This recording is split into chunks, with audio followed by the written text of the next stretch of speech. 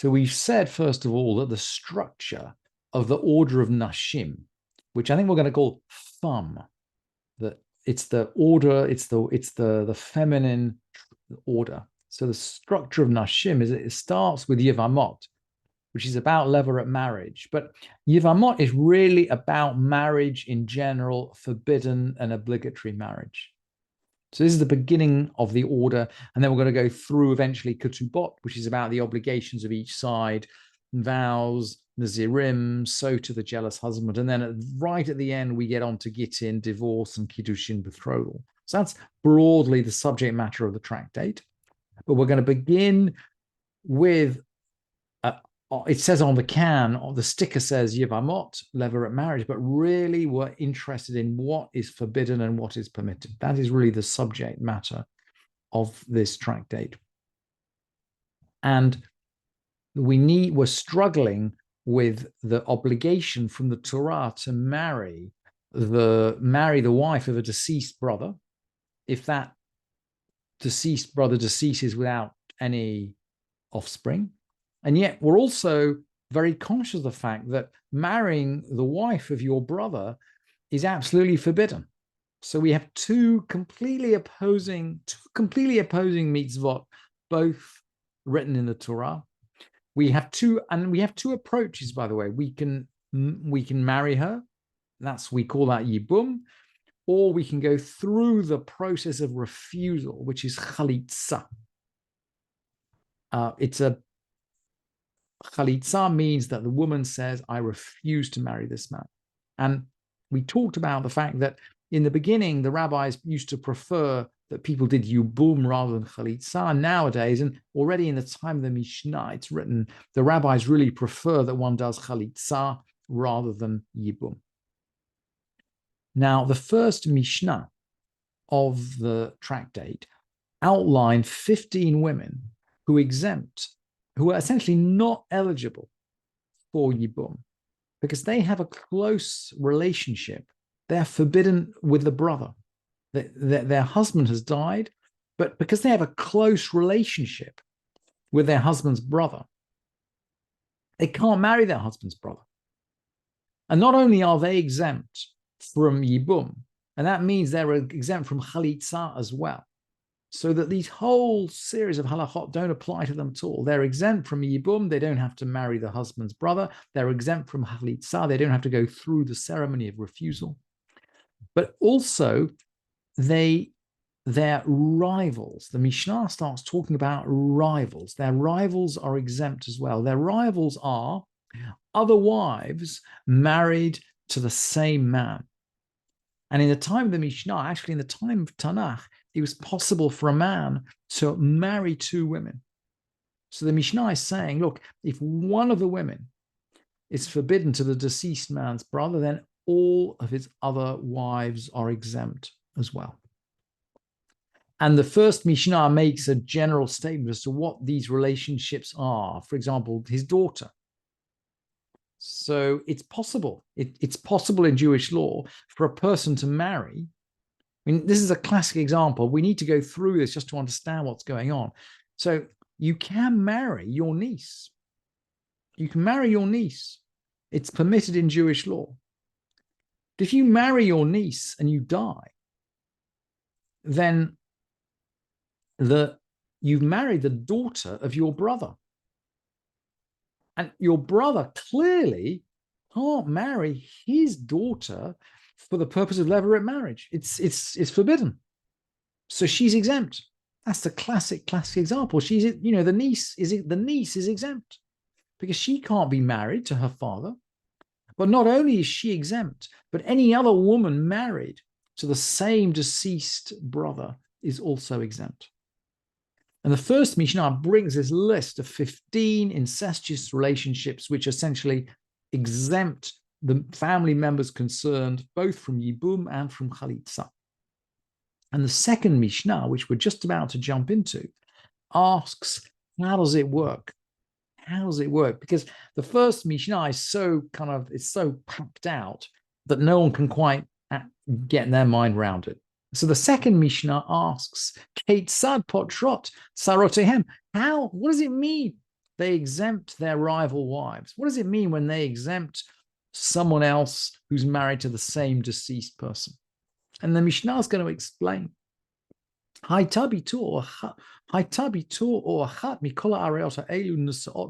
So his daughter or anybody else who he couldn't marry was married to his brother.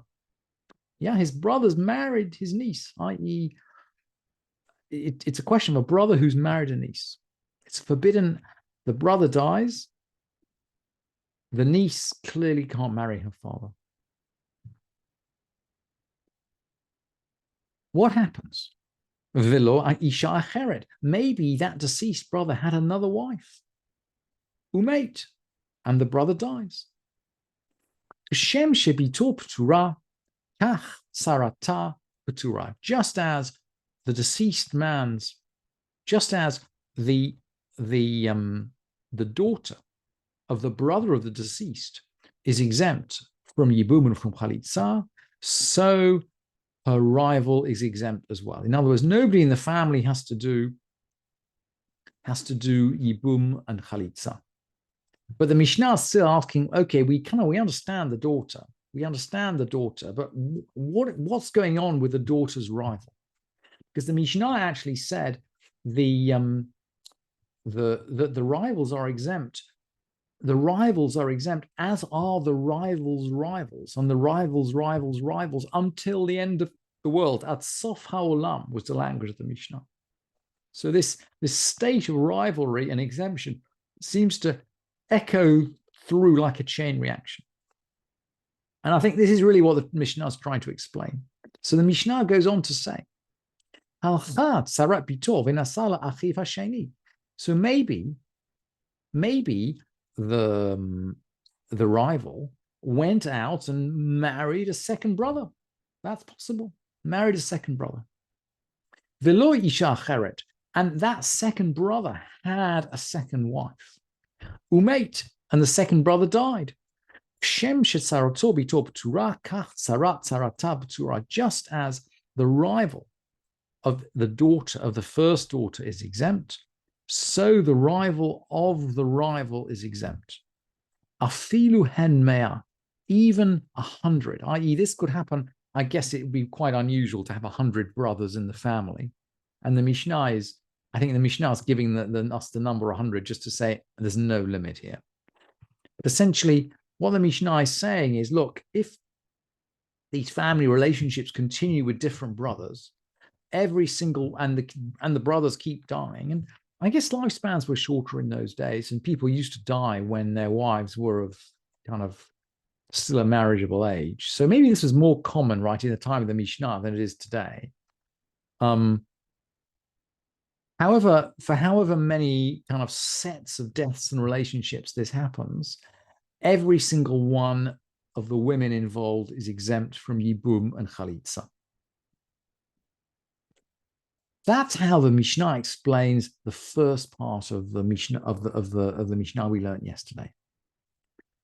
Heitzad imetuhen. Now, yesterday's Mishnah also described the fact that if she had died, she's exempt. Let's go back and check that Mishnah.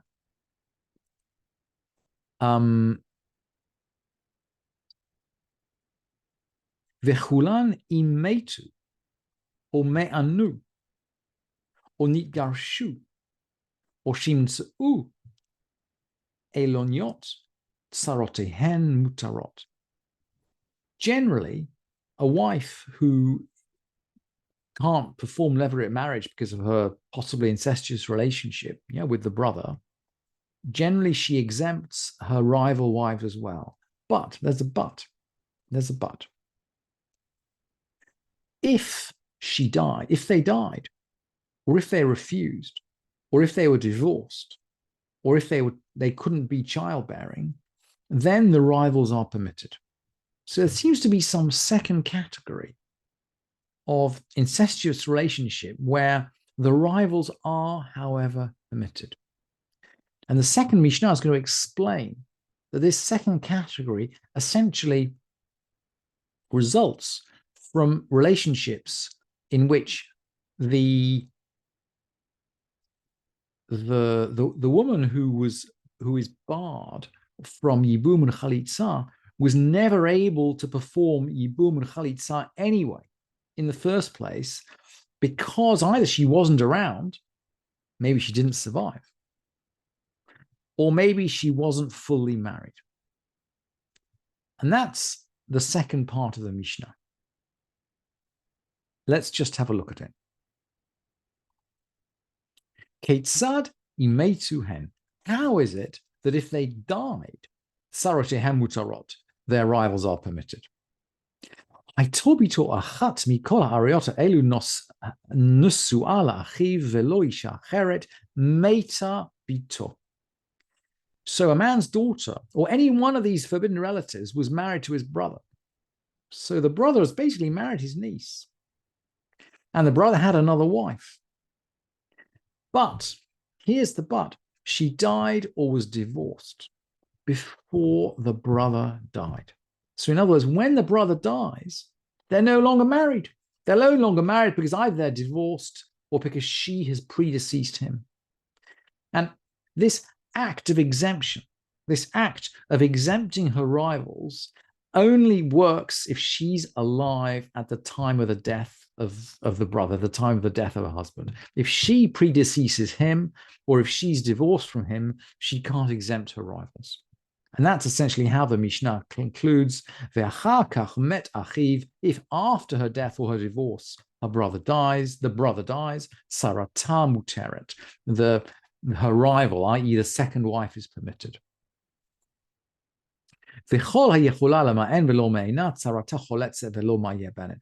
And if she could refuse but didn't refuse, now this is referring to a woman who's married off as a minor. She's married off as a minor, and she has the option of refusing when she reaches the age of majority. And this is a halachic twist, actually. Her marriage as a minor is only of rabbinic. It's only rabbinic. It's not, effectively, it's not a Torah marriage. I mean, it works for practical purposes, but it's not considered, she's deraita, by Torah law, she's not considered married. She's not considered married. And because she's not considered married by Torah law, she's not eligible for yibum. She's not eligible to go through levirate marriage. So, but it's a delicate question. It's a halachic gray area. And so the halacha demands, rather than saying she's exempt from yibum, because there is a rabbinic marriage there. I mean, she has been married, right? So the halacha demands that she refuses rather than goes through levirate marriage. I mean, now pretty much the halacha pretty much demands everybody refuses. But then it would only be in these gray areas that we demand she refuses. And the Mishnah concludes, sarata choletzet velo mitya benet. Her rival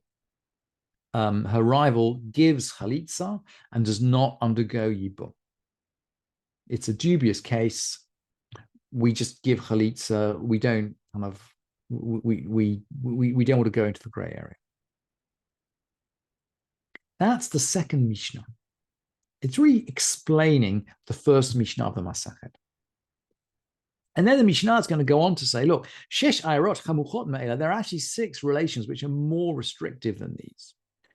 Mipnei shehen nesuot la'acharem, in that they can only be married to strangers. So there are 6 relationships where actually it's absolutely incestuous for the levirate marriage to take place. And then as a matter of, I guess, because it's so obvious this marriage can't take place, sarotehen mutarot, the marriage with rivals is permitted. What are these 6 relationships? Imo, his brother. Imo, his mother. This is the mother of the surviving brother. How can she possibly be married to his brother? It must be a half brother on his father's side. Ve'eshet aviv, and the wife of his father. Similar question. Ve'achot aviv, and the sister of his father. Ve'achoto me'aviv, his sister by his father's side of the family, not by his mother's. Ve'eshet achiv me'aviv, and the sister of his brother from his father. Ve'eshet achi aviv, and his paternal brother's wife. And all these relationships are directly incestuous. And so in this case, in fact, the rivals are permitted. Now, all these Mishnayot have been taught according to Beit Hillel. And we normally go according to Beit Hillel, at least now. But that was not the case in the time of Mishnah. And so the Mishnah is now going to quote the view of Beit Shammai, which is totally different. Beit Shammai matirin et hatzarot la'achim. Beit Shammai permit the rivals. So we've just said that the rivals are forbidden, even the rivals and the rivals, or the rivals of the rivals of the rivals. If there's a chain of marriages to different brothers, all the rivals are forbidden. They're exempt from chalitza. They're exempt from chalitza and yibum. So Beit Shammai actually permit the rivals to the surviving brothers. Beit Shammai matirin hatzarot la'achim u'Beit Hillel osrin. Beit Hillel prohibit them. And so it's the other way around. Beit Shammai don't agree with Beit Hillel. And if they perform chalitza, chaltzu, if they perform chalitza, Beit Shammai poslin min hakuna. If they did perform chalitza, Beit Shammai would actually forbid them from marrying a priest. So that the status of Yibum is very different from another kind of marriage, because the woman is assumed to be automatically married at the time that her husband dies. She's kind of assumed to be immediately married to the surviving brother if the dead husband died without offspring. And it requires chalitza in order to break this bound. So Beit Shammai would say, look, she can't marry. If they perform chalitza, Beit Shammai would disqualify them from marrying a priest. Beit Hillel machshirin. Beit Hillel would actually make them eligible. Nit yabama. If she actually performed yibum, it would go the other way around. Nit yabamu. If they performed yibum, Beit Shammai would say they're kosher to marry a priest. Beit Hillel would disqualify them, because the yibum is according to Beit Hillel that we've just learned. The yibum is illegal. It's illegal, and someone who's married essentially illegally can't marry a priest. So Beit Shammai and Beit Hillel actually disagree fundamentally about forbidden and permitted marriages. And what is extraordinary about this Mishnah is that it continues to say, even though these forbid and these permit, Beit Shammai and Beit Hillel disagree on the laws of permitted and forbidden marriages.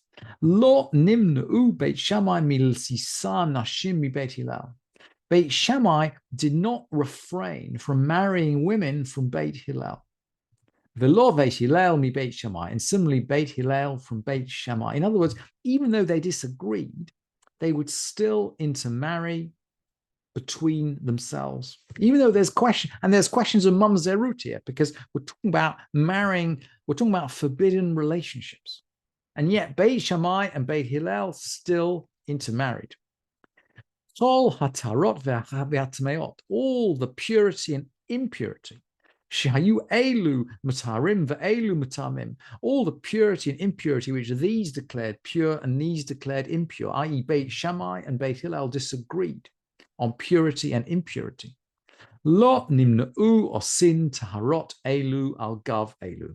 None of them refrained from essentially using the pure things that they'd declared pure for others, i.e., and I'm just using the long translation here, neither of them refrained from using the utensils of the others that the others had declared pure for the preparation of things that had to be kept pure. In other words, even though Beit Hillel and Beit Shammai disagreed on absolutely fundamental principles, they still respected each other's practice as far as marriage was concerned and as far as utilization of holy objects. And it's really interesting that in this today's world of kind of polarization that we see back at the time of the Mishnah, that there seems to have been sufficient mutual respect between Beit Shammai and Beit Hillel, that even though they disagreed with one another on absolutely fundamental issues, they had sufficient respect for one another to carry on normal relationships.